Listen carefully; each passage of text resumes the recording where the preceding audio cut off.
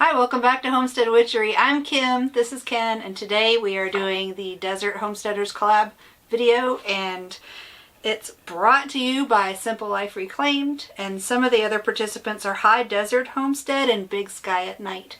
And we have a list of questions that we're going to answer to let you know a little bit more about what it's like to homestead here in the desert. About where are you located? Well, we're near Tucson, Arizona. Yeah, which is in the Sonoran Desert. Explain what a desert climate is. I'll leave that to you. It's dry. I mean, I know that there's a definition. It falls below a certain level of rainfall a year and has a certain vegetation type. But technically, where we're at is considered a wet desert. What is the average rainfall here? I want to say it's between 16 and 17 inches of precipitation annually. Oh. It's supposed to snow about once a year here. Hate it. Yeah, like it's on the ground for like a couple hours, I'm assuming. It's really hot in the summer. It gets like well over 100. Yeah, we kind of have two rainy seasons. Although we didn't last season. The monsoon this past year really stunk. Monsoon. Yeah, exactly. Typically July, August you have a rainy period, and then also in the winter months you might have sort of, but it's not like a... It's not like a deluge like a monsoon. Yeah, it's just not, sort of regular weather. And it's not very regular and predictable. It's just kind of like one that comes through. Alright, so why did we choose the desert to homestead in? We didn't really choose the desert. We just chose not snow. For me. Big part of it was we wanted to move somewhere, where we could have more than a 4 or 5 month growing season. For the growing season. And really which is long. ridiculous. We have 2. As long as you're willing to rotate what you're growing, you can grow year round here. Mm-hmm. Like it's a 12-month growing season. Even through winter, we can grow, and I know they're doing it on the East Coast and in other places, but we can grow brassicas and things like peppers and some of the more hardy, I don't remember what they're called, tender crops or something. Mm-hmm. But peppers will stick around, greens, yep. And cucumbers, probably not, tomatoes. Some people in Phoenix are growing tomatoes. It's seasonal. Like they may grow, but you won't get anything from them like you do in summer. Or here, it would be in spring and fall. Right. Usually summer's the dead season. Right. A lot of native plants or plants that are desert agriculture plants, they die back in the summer. And you see kind of growth in spring and that's fall. when the chickens stop laying. We can't have rabbits during summer because they drop dead. Exactly. What are the pros of homesteading in the desert climate? Long growing season. Super long. The growing season is a huge one. The weather's just by and large great. I like it. It's relatively mild. What are the cons of homesteading in a desert climate? Water, big one. Water, the heat, actually. Because like I said, we can't really keep rabbits. The chickens are going to stop laying once it gets too hot. There's that 3 to 5 month period. I don't know how long it is. It varies each year. Where we can't grow anything because it's so hot, the pollen dies. And nothing will fruit. When it's suffering is that dry part of the summer, which is the early summer. Plus it's uncomfortable. So like May and June really is it. If you don't go outside and take care of business by 8, you're not going to get it done because you'll die. Yeah. That's true pretty much all summer long. Yeah. It just And the sucks. mosquitoes, they're surprising for what little water there is, there's a surprising number of mosquitoes.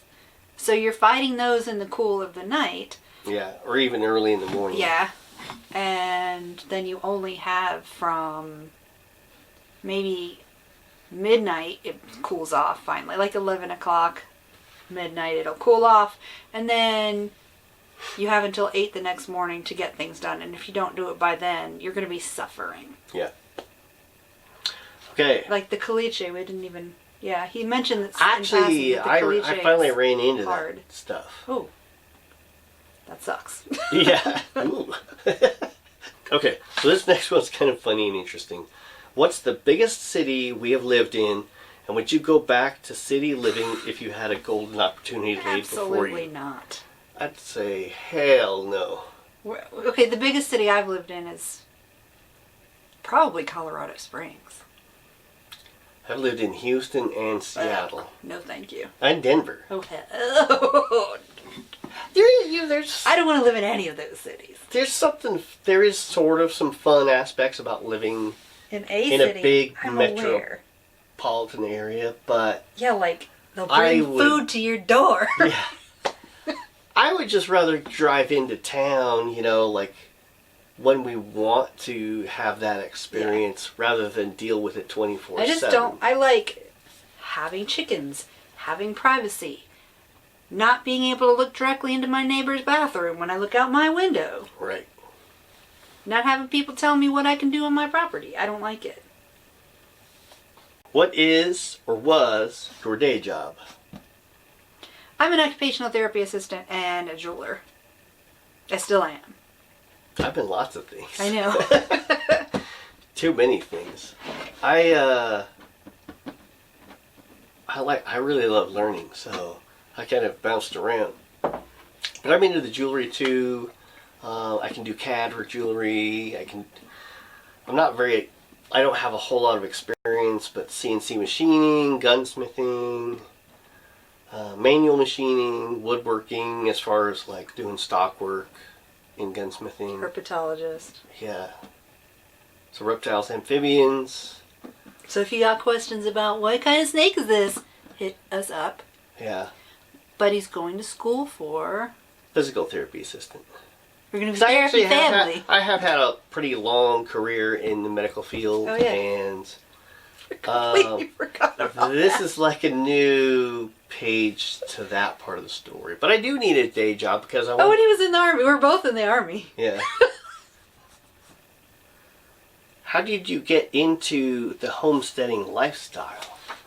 We were kind of just hitting on that a little bit earlier. We were talking... When I was a little kid, I liked to read, and I loved the Little House books. And I liked the idea of surviving. What was the name of that book? No, I can't remember. Oh, My Side of the Mountain. Yeah. I like being able to... I like having control over what I eat, who's around me, what my surroundings look like. I like being in nature. So that's why it's what got me into it. And I think I started getting into the idea of it before we met too, but it was kind of later in life for me, in that I just started listening to different podcasts and got exposed to the ideas of permaculture, raising your own food. It just kind of went along with some of my internal principles that I agree with, like, self-responsibility. Personal freedom. Yeah, personal freedom. Also, I really love the idea that, one of the most rebellious things you can do in America is grow your own food. Yeah, I really want that Joel Salatin shirt that says everything I want to do is illegal. Because it is. Yeah, and that's one of those things. If you live in a city, they make all of that so difficult. Mm-hmm. to do because even things like plants, I don't want to make livestock. this political, but then don't. Everybody, no. It's like it just seems like in cities, like I'm not putting this on any party, but in cities they want that control over the people who live there, and image is more important than usefulness. Right. What is the biggest predator in our area? I know what that is. Mountain lions. Yep, mountain lions. We haven't seen any mountain lions, but they're here. They're around. Yeah. Our biggest predator that we've seen regularly is the coyotes. Coyote. Yeah. But our most irritating predator is the friggin' bobcat. Yeah, which we luckily haven't seen in a while. He hasn't been messing with our chickens. So far, and the neighbor warned us about skunks, which we have not seen. Yeah, that's weird. We see dead skunks on the road, but I have yet to actually see a live one. Maybe the coyotes get them. Well, there are a ton of coyotes. The great horned owls predate huge amount of skunks out here. And we do have hawks and owls, and we've seen quite a few hawks lately.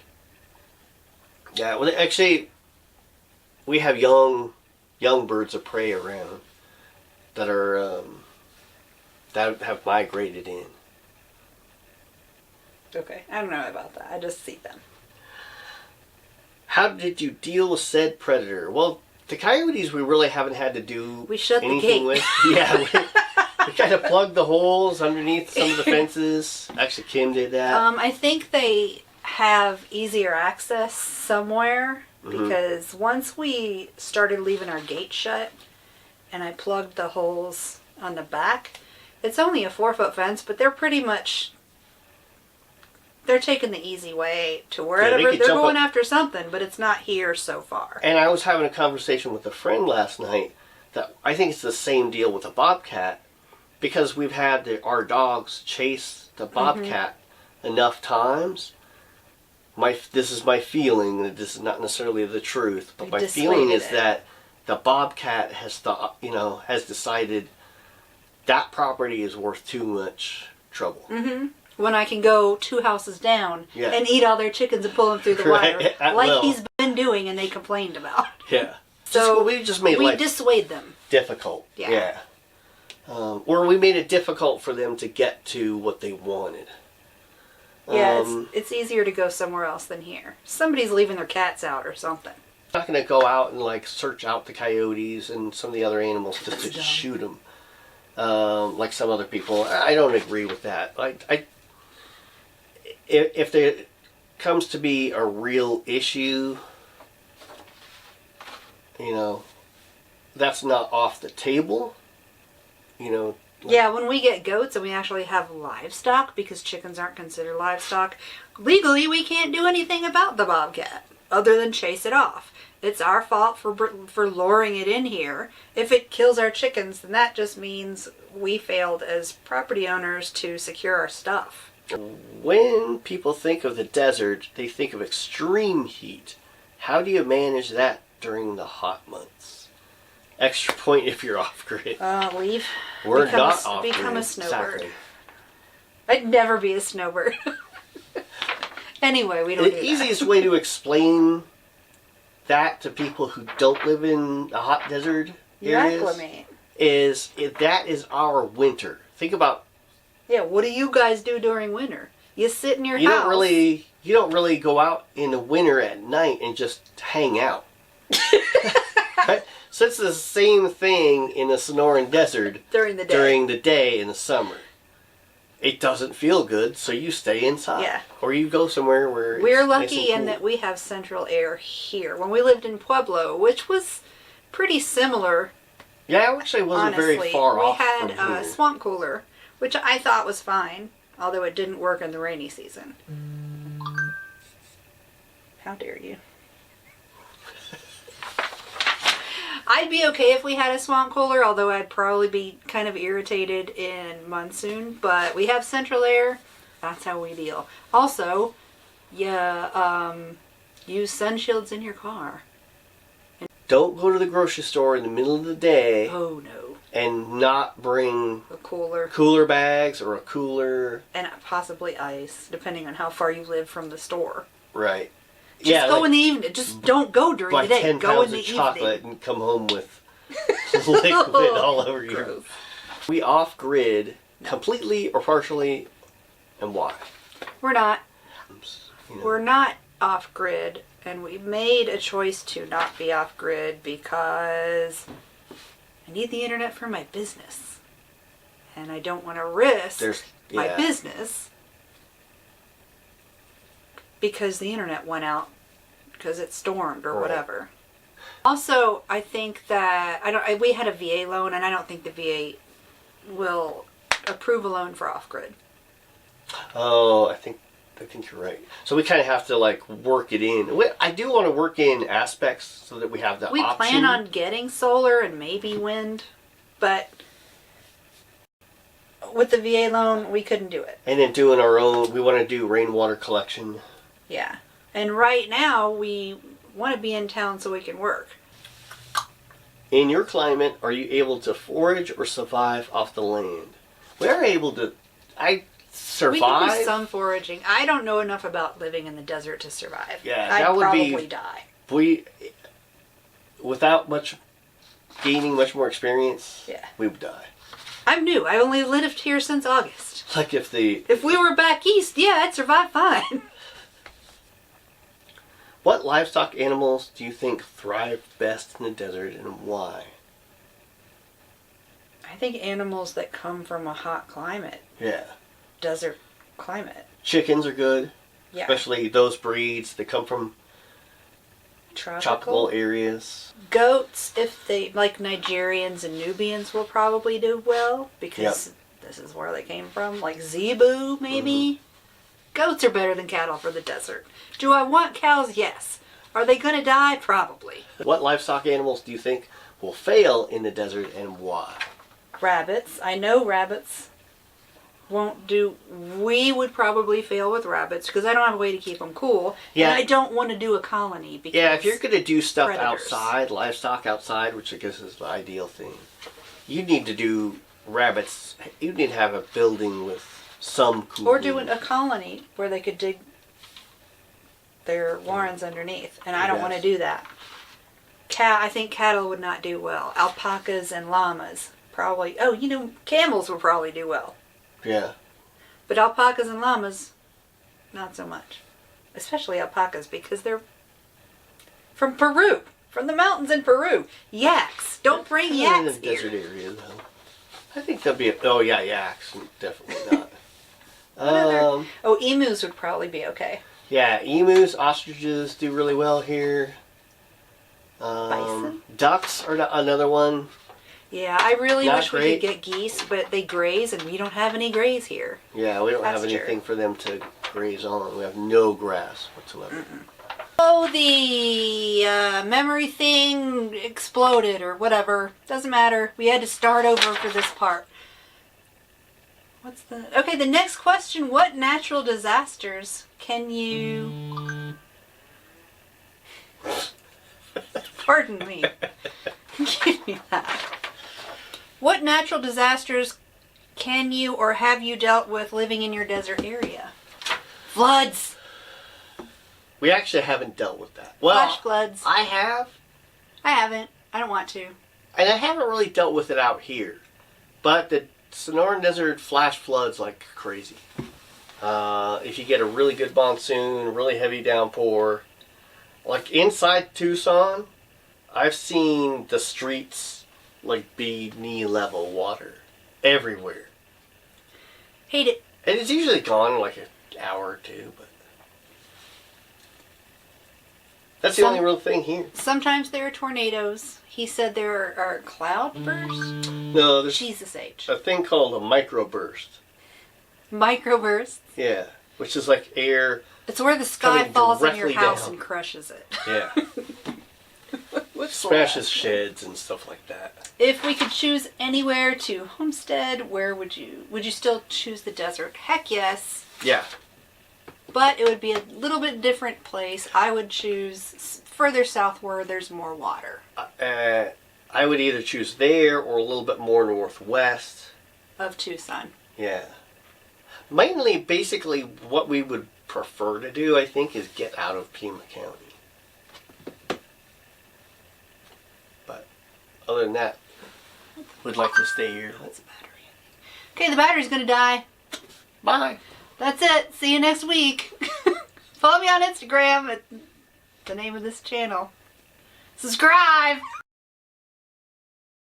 Rumor has it that it's going to snow next week, and I got something for that.